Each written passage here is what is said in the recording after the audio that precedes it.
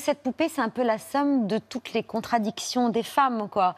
Elle est à la fois forte et autonome et a un sacré pouvoir de séduction, quoi. Barbie, c'est littéralement le reflet de son époque à chaque moment et c'est surtout la somme d'injonctions contradictoires que nous-mêmes femmes recevons à longueur de journée. Donc elle va effectivement devoir être autonome, elle va avoir tout un tas de carrières, elle va s'émanciper dans le même temps où elle restera extrêmement séduisante et toujours très à la page, très à la mode, avec ses pieds impossibles pour porter des escarpins, oui. La pauvre. Et en fait, en effet, c'est littéralement le reflet de ce que nous vivons au quotidien, mais résumé dans une poupée en plastique de 29 cm.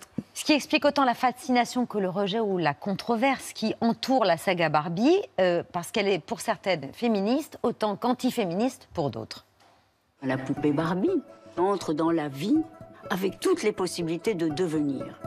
Je vous dis, moi j'aime l'idée de pouvoir vivre sa vie, de vouloir être infirmière, médecin, avocate, femme au foyer, astronaute, patineuse, danseuse, chanteuse de rock. Oui, je trouve que c'est une formidable image de la femme.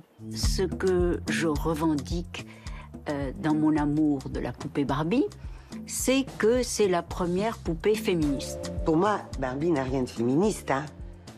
Ariel le pense. Je l'adore, Ariel, mais ça m'amuse. C'est pas une icône féministe, Barbie.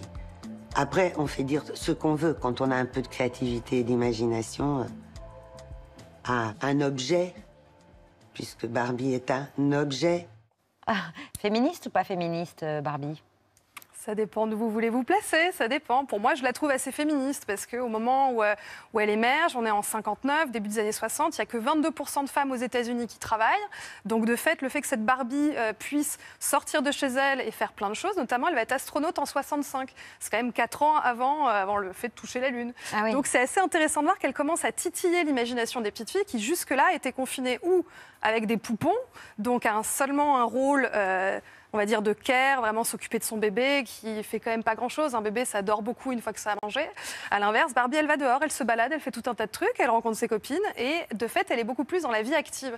Donc, c'est proposer un modèle qui est un peu plus exaltant à mon avis.